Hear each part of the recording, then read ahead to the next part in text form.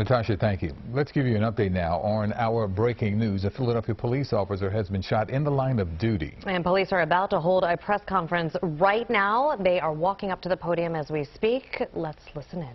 100 Overbrook Avenue, shortly after 3 o'clock today.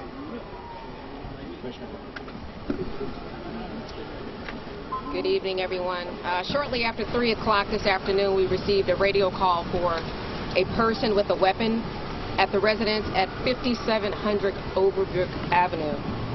Two 19th District officers who were riding by themselves responded to the residence and entered the property.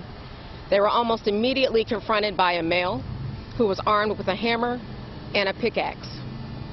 One officer drew his taser, and both of the officers ordered the male to drop his weapons. He disregarded their order and walked toward both of the officers. One of the officers deployed his taser, striking this male. The offender briefly dropped to the ground, but then immediately got right back up and rushed the officers. And this assault forces the group, all of them, to rush out of the front door. During this attack, the male officer who had discharged his officers is struck in the head with one of the weapons, knocking him to the ground. While the officer was on the ground, the offender then mounted the officer sitting on top of him and struck him repeatedly with one or both of the weapons. At this point, we know that officers drew their service weapons and fired multiple shots at the male, striking him and ending the attack. During this exchange, one of the 19 district officers, who's a 35-year-old, was struck by a bullet in the right leg. The offender was transported to Lankano Hospital by responding officers, where he was pronounced dead. The 35-year-old officer was transported here to Presby Hospital for treatment for a gunshot wound to his right leg, and he is in stable condition. The two officers both are assigned to the 19th District. Between them, actually, they both have 4 years on. One was 35 and one is 43 years old. The offender is 31 years old. That's all the details that we have at this time. Are there any questions? So the officer was struck by a friendly fire and the process of... All we know at this point is that the officer was struck during the confrontation. Obviously, as we speak to witnesses who are being interviewed right now, as we review body-worn camera footage as the night goes on, we'll be able to tell as we gather evidence. The suspect did not have a handgun that was reported. At this point, we know that the offender had a pickaxe and the hammer. Commissioner, can you tell us how the officer who was shot, how's he doing? Is he talking? What's he saying?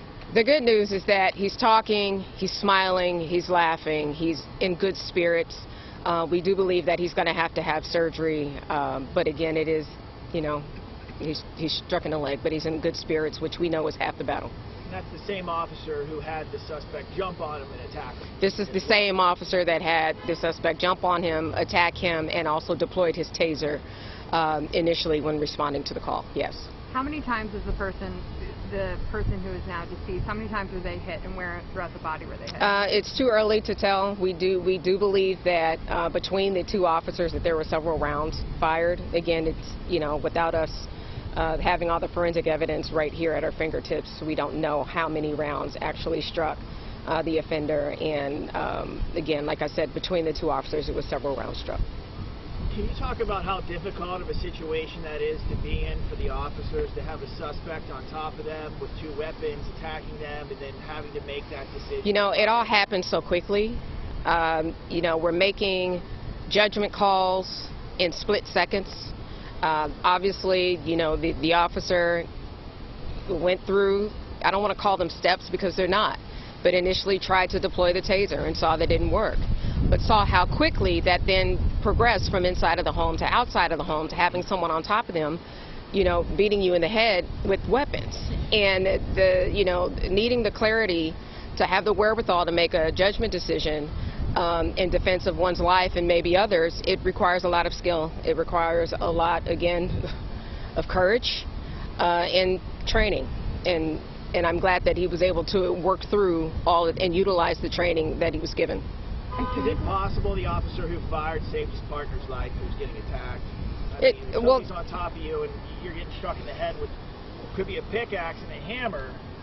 That's a I would say not only is it possible that his partner's life was saved, but we believe that there were witnesses there and there were others in the house as well. So, you know, it's not just, again, when we are performing or carrying out our duties, it's not just in defense of ourselves, it's in defense of others. So, you know, we're hearing, it's just been too many of these.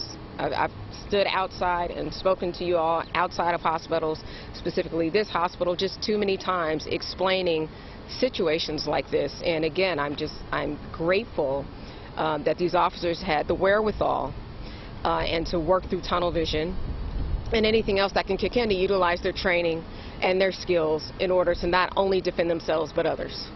Can you talk about the original call? Oh, sorry. Sorry, Brian. Commissioner, did you say what kind of call the officers were responding to? So that's the same question. You know, there was a call about a person with a weapon. I will tell you that we received information in that initial call that it was possible this person had mental issues. Again, whether or not that's the case, we don't know because it all happened so quickly. So the actual shooting happened outside the home? It did. It happened outside. So when the officers responded, the officers went inside.